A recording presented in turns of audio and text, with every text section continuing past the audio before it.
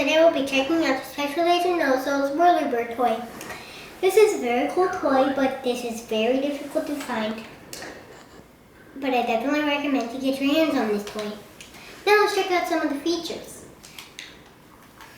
As you can see, there's a little ejector seat inside that ejects Oso to a special assignment.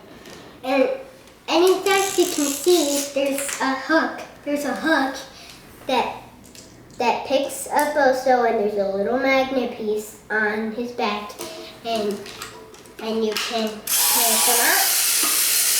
You can pick them up,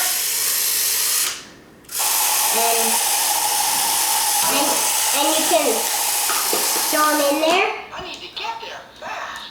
Lots of great phrases.